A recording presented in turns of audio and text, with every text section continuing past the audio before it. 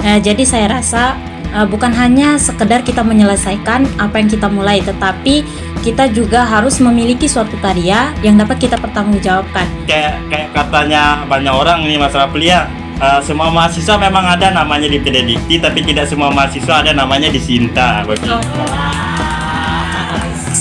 Kalau katanya siapa Mas Dedi kelas. Walaupun orangnya nggak ada di sini, boleh kita sebut, nggak apa-apa.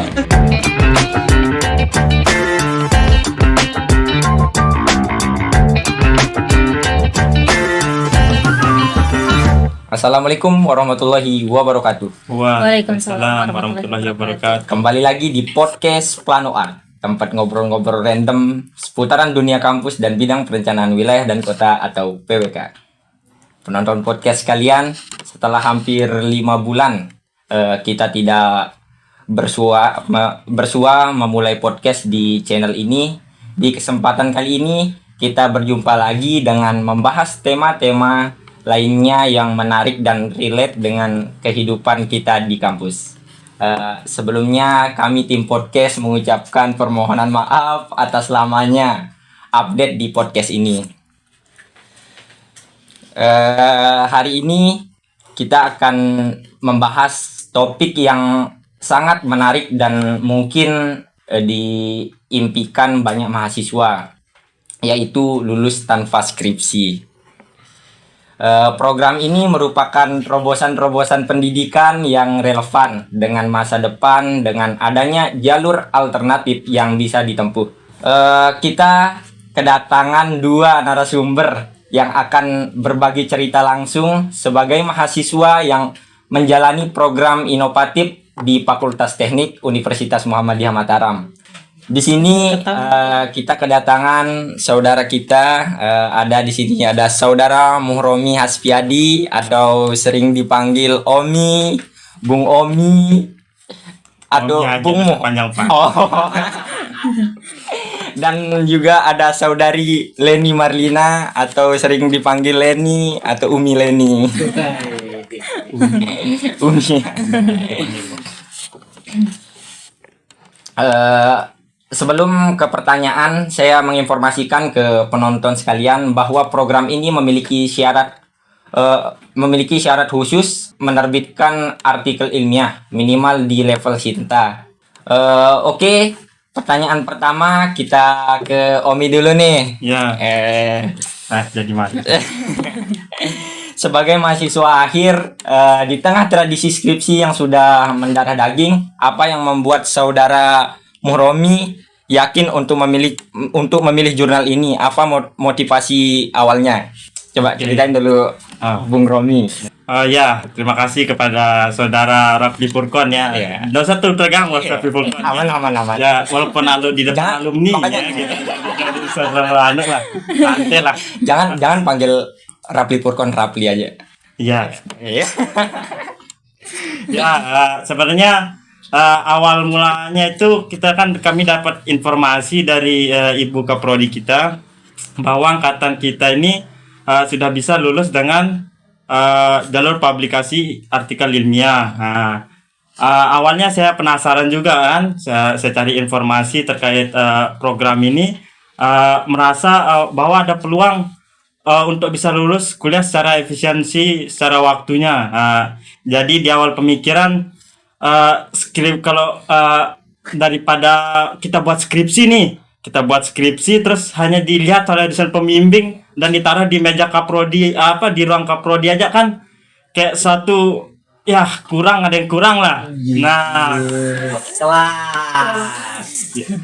Jadi menurut saya nih, kenapa makanya saya ngambil artikel ilmiah nih, karena kita nulis artikel ilmiah dan publikasinya langsung ini bisa dinilai oleh banyak orang tentunya kan.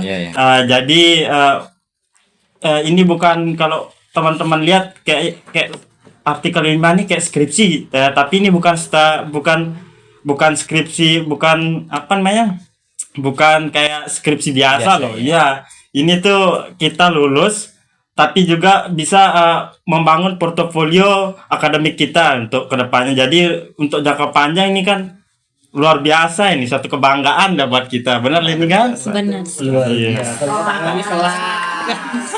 Kayaknya percaya diri saya dong. Iya, Depan podcast ya. Emang gitu Pak, kalau sudah alumni emang bawa. Malu podcasternya. Iya. Maklum ya, belum wisuda, belum bisa nyusul sama dia ya. Wow, poin yang sangat menarik sekali dari Mas Somi nih. Iya. Kalau untuk Mbak Leni nih, apa yang menjadi pertimbangan utama saat memilih jalur ini? Apakah ada cerita di balik keputusan ini, Mbak Leni, gimana? Ya, tentunya ada. Sebenarnya saya punya ketertarikan di bidang riset. Nah, saya ingin karya saya tidak hanya berhenti di meja dosen, tetapi juga memberikan kontribusi yang nyata bagi ilmu pengetahuan. Jadi, pada saat program ini terbit di Fakultas Teknik khususnya, saya merasa bahwa wah, ini kayaknya jalan yang bagus nih bagi saya untuk melanjutkan minat dan bakat saya. Nah, kemudian dari program ini juga kita tidak hanya bisa berkolaborasi dengan dosen, tetapi juga bagi para peneliti lainnya, sehingga saya merasa bahwa program ini sangat bermanfaat khususnya bagi kita di sebagai mahasiswa, seperti itu. Biasa sekali ya. Kalau katanya siapa, Mas Dendi, kelas. Walaupun orangnya nggak ada di sini, boleh kita sebut, nggak apa-apa. Kelas kayak gimana? Kelas. Nah, selanjutnya mari kita masuk nih ke inti pertanyaannya nih, Oh, iya. Mas Romi dan Mbak Leni. Aduh, sudah inti aja. Baru mulai ini. Leni bisa ceritakan secara rinci bagaimana skema atau proses yang harus kalian jalani? Apakah bimbingannya lebih santai atau justru lebih ketat gitu? Oh ya, baik. Prosesnya tentunya sangat menantang ya. Mulai dari awal kita menyusun proposal riset, kemudian kita di sini intensif melakukan bimbingan dengan dosen pembimbing kita. Nah, yang paling seru itu pada saat kita menyusun, di mana pada saat menyusun itu kita harus benar-benar detail dan data yang kita masukkan di proposal jurnal yang kita tulis itu harus valid dan detail.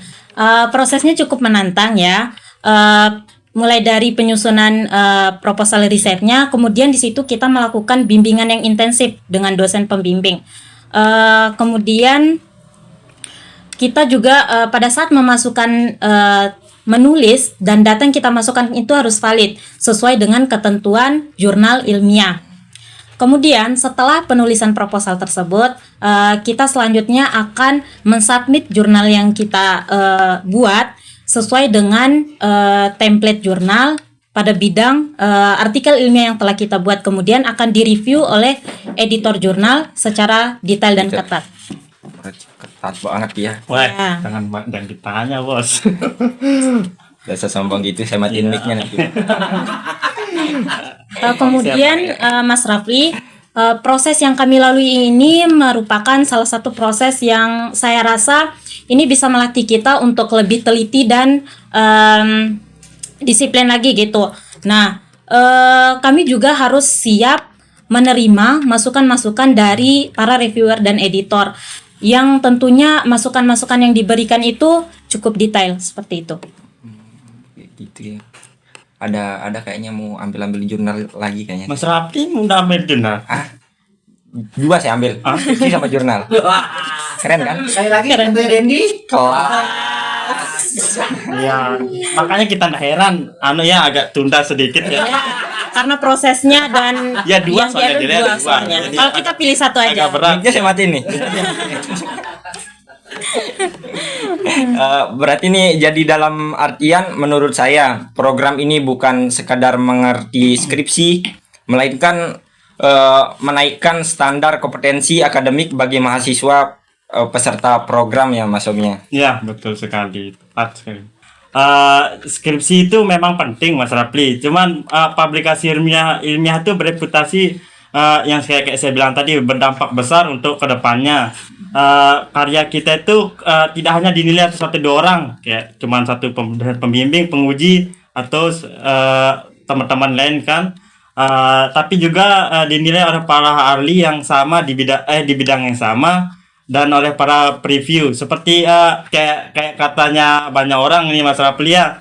Semua mahasiswa memang ada namanya di PD Dikti, tapi tidak semua mahasiswa ada namanya di Sinta. Begitu. Luar biasa ya. Bung Omi sombong sekali ya. Sombong sekali. Memang ya bawaan yang saya bilang tadi sih. Alumni itu memang harus begitu.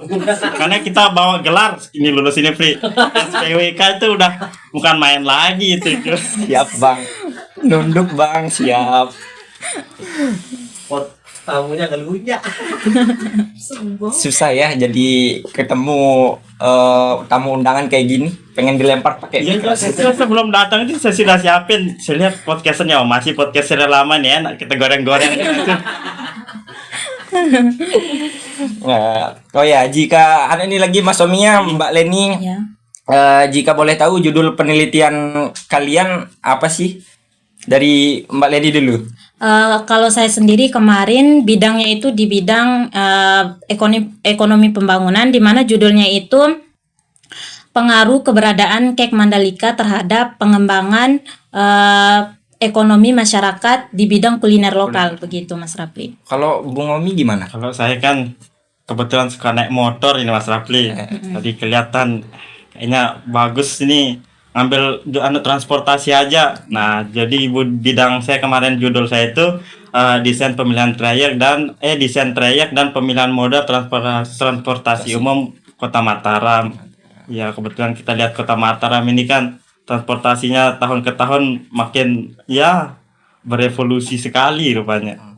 Untuk Bung Omi nih, dalam proses penyusunan artikel dan proses lainnya seperti publikasi dan lain-lain, pasti ada tantangan besar nih dari Bung Omi. Bisa ceritakan tantangan spesifik yang dihadapi dan bagaimana cara melewatinya?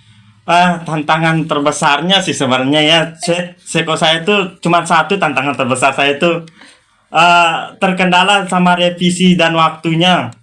Kenapa saya bilang begitu? Karena dalam kita nyusun artikel ini kan beda kan sama skripsi kan. Kalau skripsi kan ya asis dosen tergantung dosen pembimbing kita kan untuk asis ya.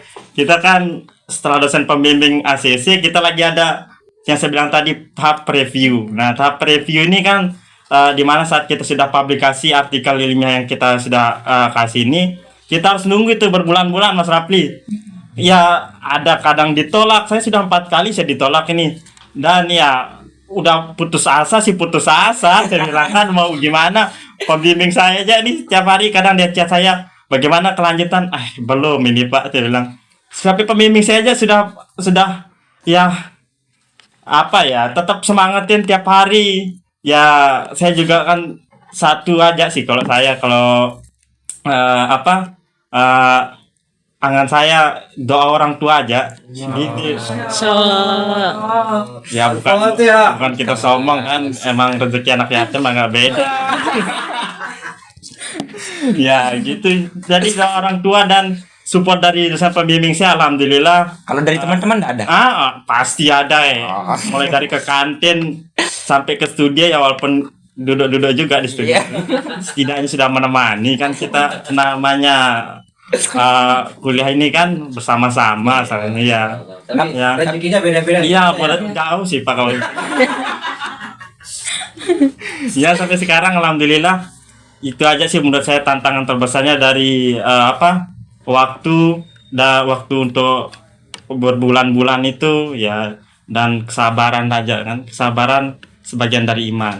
Nah itu kebetulan kita di Muhammadiyah juga kan, dari Yossi kami juga. Nah, untuk Mbak Leni sendiri, dari semua pengalaman ini apa perjalanan paling berharga yang didapatkan, dan bagaimana menurut pandangan Leni program ini bisa membantu mahasiswa lain? Baik, kalau pandangan dari saya sendiri sih, saya belajar bahwa untuk menulis itu butuh ketekunan. Jadi tidak hanya kita mau menulis nih, tapi kita sendiri itu nggak tekun. Jadi saya rasa bukan hanya sekedar kita menyelesaikan apa yang kita mulai, tetapi kita juga harus memiliki suatu karya yang dapat kita pertanggungjawabkan, sehingga tidak hanya bermanfaat buat kita sebagai penulis sendiri, tetapi juga bagi orang lain. Nah, yang paling penting itu kita di sini belajar berpikir kritis dan layaknya seorang penulis sejati gitu. Nah, jadi kita bukan hanya menulis sebagai mahasiswa gitu, tapi kita di sini belajar untuk menulis bagaimana sih ke depannya kita bisa menjadi seorang penulis yang baik gitu, yang memiliki banyak manfaat buat orang lain gitu. Jadi perbedaannya dengan skripsi biasa, saya rasa tulisan kita itu setelah dipublikasi bisa dipelajari dan menjadi bahan bagi orang lain gitu. Luar biasa, kayaknya saya jurnal. Jangan, Pli, jangan. Kenapa? Nanti 5 tahun. Kelamaan kita nunggu juga. Kita juga. Kok langsung kayak sakit jantung ya? Ya, Kayak ada lagunya sakit dadaku. kelamaan nunggu nanti nggak enak. Cepat tuh teman-teman sudah pada keluar kan, nanti nada datang saya masuk nanti enak gitu. Dari segitu, Bu. Lanjutnya nih untuk Bung Omi dan Mbak Leni, kalian berdua sebagai lulusan PWK yang memulai program ini, dalam kata lain sebagai pembuka jalan nih, mungkin ada yang bisa disampaikan kepada para mahasiswa yang mungkin ingin mengambil jalur ini tapi masih ragu. Kayak saya nih, mungkin dari Omi dulu nih, gimana? Dari saya. Ya, yang pastinya jangan ragu sih sebenarnya. Kalau kita ragu, yang saya bilang tadi, kalau ragu ya sudah sudah Sudah. nggak ada untuk kedepannya, nggak ada angan sudah dia. Enggak. Ya, kan apalagi teman-teman yang punya minat di riset ini, untuk apalagi yang saya sering nulis karya ilmiah kan, mungkin dari semester awal ya bagus ambil program ini. Program ini kan melatih kita juga untuk berpikir kritis, di mana menulis efektif dan paling pentingnya menghasilkan karya yang punya dampak besar ke depannya nanti. Karena ini kan bukan dilihat yang kayak saya bilang tadi, bukan hanya dipajang di prodi kan, bisa dilihat secara luar ini masalahnya seluruh dunia. Profesor aja ngelihat artikelmu, siapa tuh nyari data kan, kita nggak tahu juga kan. Iya. Soalnya kalau ndak yakin udah selembah. Bercanda ya. Nggak jadi pada tidak. Selanjutnya nih, kalau untuk Mbak Leni sendiri bagaimana? Bagi saya, untuk teman-teman yang lain, program ini memberikan kesempatan bagi kita untuk mengasah skill yang sangat relevan di bidang akademik. Jadi program ini tidak hanya membuat kita lulus, tetapi juga memberikan kesempatan bagi kita untuk mengasah kemampuan kita gitu. Baik bermanfaat bagi kita pribadi, komunikasi yang baik, dan tentunya memberikan reputasi akademik yang sangat baik begitu, Mas Rafi. Ya, minum Len. Tahu sih kamu ini dulu tadi saya lihat. Mas Api juga silahkan diminum aja. Kopinya cepat sekali ya. Udah dari tadi saya. Dari tadi apa ya kita Iya, ada siapa? sponsornya, Ada sponsornya. Harusnya bayar itu. Tutup lagi Pak. Nggak apa-apa. Endorse. Baik, terima kasih atas bincang-bincang serunya sama Bung Omi sama Mbak Leni. Terima kasih banyak sudah sebagai cerita yang sangat inspiratif. Walaupun sedikit serius, tapi obrolan ini cukup penting menjadi bahan pandangan bagi teman-teman mahasiswa yang lain. Ya, insya Allah lah. Jika ada kemauan pasti ada jalan. Oke. Begitu Semangat. Len? Benar sih. Iya. Ada motivasi nggak buat saya nih atau teman-teman yang belum? Ya, jangan pantang menyerah aja. Iya. Kalau ada peluang ambil aja. Iya. Peluang apa nih tapi, Bu? Hah? Peluang ini sih, masa mau pulang apa lagi? Belum lulus mencari pulang apa kamu? Emang bintang tamu yang satu ini kurang ajar. Iya. Oke, terima kasih ya Bu Mbak Leni dan Bung Romi. Nah, dari pengalaman teman-teman ini merupakan bukti nyata bahwa inovasi pendidikan bisa menciptakan lulusan yang tidak hanya cerdas, tapi juga inovatif dan berkontribusi. Pembahasan yang sangat luar biasa sekali, tapi waktu juga yang membatasi kita di podcast pada kesempatan kali ini. Jangan lupa kepada penonton semua untuk memantau channel ini untuk video-video bincang-bincang menarik selanjutnya. Jangan lupa like, share, and comment. Sekian, wassalamualaikum warahmatullahi wabarakatuh. Waalaikumsalam warahmatullahi wabarakatuh.